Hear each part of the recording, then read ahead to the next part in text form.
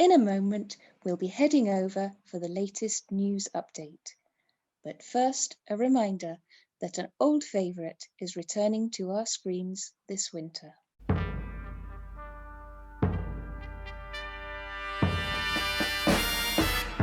Your specialist subject is Coronavirus Regulations, March 2020 to the present day. You have 2 minutes and your time starts now. Name a shop other than a supermarket that was classed as essential in the first lockdown of March 2020. Off licences. Correct. In June 2020, how many people could you meet with and where? It was the rule of 6, and was it garden centres and bus request stops?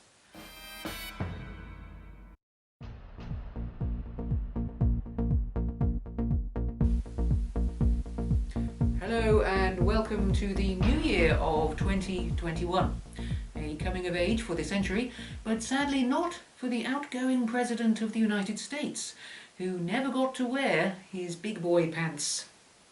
Whilst the new President Biden was talking of unity and an uncivil war, the new old age pensioner, Donald Trump, was taking his ball home and going in for tea. He was waved on enthusiastically by President Biden and 200,000 United States flags.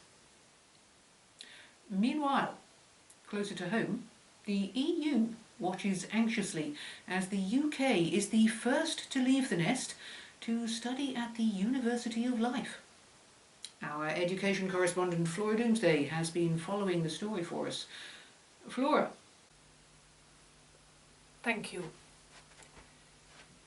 It was over 200 years ago that Queen of France, Marie Antoinette, was believed to have said, "Let them eat cake." A response to being told the peasants had no bread. And we all know what happened next. She got her head chopped off by the breadless peasants. Is history repeating itself? Boris Johnson has insisted that his trade deal with the EU last month is a cakeist treaty. He believes the UK can have its cake and eat it too. So why isn't there more cake in the free school meal hampers being sent out to families in the latest lockdown? And why aren't supermarkets filling their Brexit-starved fruit and veg shelves with more cake? Will there be an English revolution led by citizen Marcus Rashford? Will Johnson lose his head? Who amongst us will dare to ask these questions? And where is the cake in this clip? I asked for cake in this clip. I'll start my diet tomorrow. It is I, Flora. I shall stand up and ask the questions of the Prime Minister.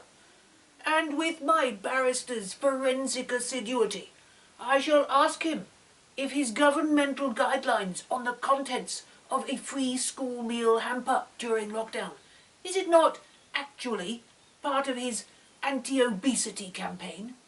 And I shall also ask him why those with the least are suffering the most in this pandemic, and those with the most are suffering the least. I think I got that right. Yes. And I shall also ask myself, aren't you glad now that you didn't win the last general election?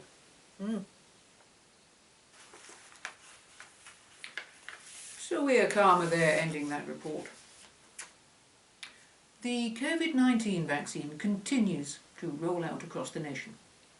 Last year, amid the logistical teething troubles of boasting 2 million vaccines a week, a joke came about suggesting that if Aldi checkout staff were to administer the jab, then 3/4 of the population would be done by Christmas. This year, that joke is about to come true. Asda will be the first supermarket to set aside their non-essential aisles for the delivery of COVID-19 vaccines by Asda pharmacy staff. Staff will have to be retrained in where to administer the jab. Contact Tracy, have you had the vaccine? no. No, anyway, I think I'm immune from all that Baileys I drank at Christmas. I don't know how Flora does it. Poor old Flora. I went on that governmental app thingy, to find out where I was in the queue. Well, they said I'd be contacted on the 3rd Thursday after a harvest moon in a month of shooting stars. Made me feel quite special. Anyway, to work. Oh, there we go. Dear Contact Tracy, I'm extremely worried about this new Brazilian variant of COVID. And what I want to know is, what I'm worried about is, does it make you bald down there? Oh, no, dear, no. Dear Contact Tracy, it's been proven that continuously wearing a mask can give you acne and dermatitis. Should I use this as a reason not to wear a mask when I go shopping? No.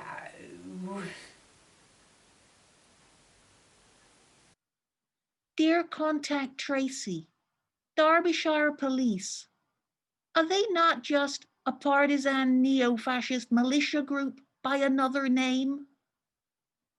Oh, no, dear, no. Now, it's just time for me to give you a little whirl of wisdom in these dark lockdown days. Set the alarm for spring, Bobo. Ta-ra!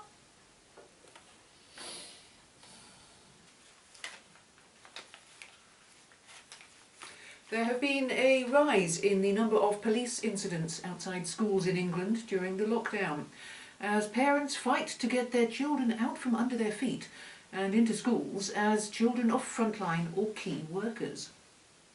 My little Johnny deserves a place because I'm a key worker.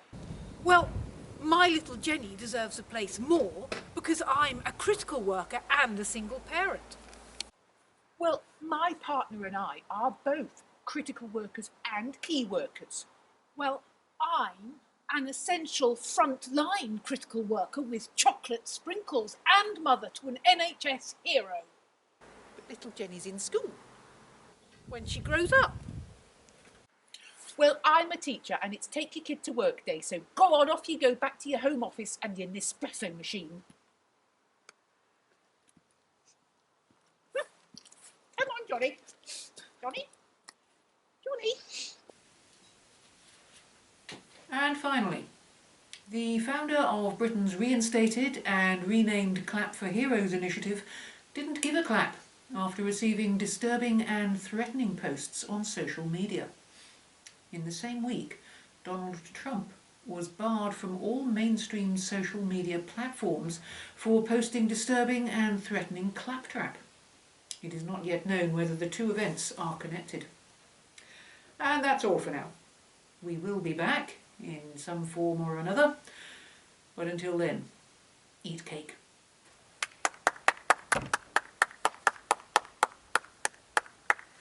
Hello? Is there anybody there?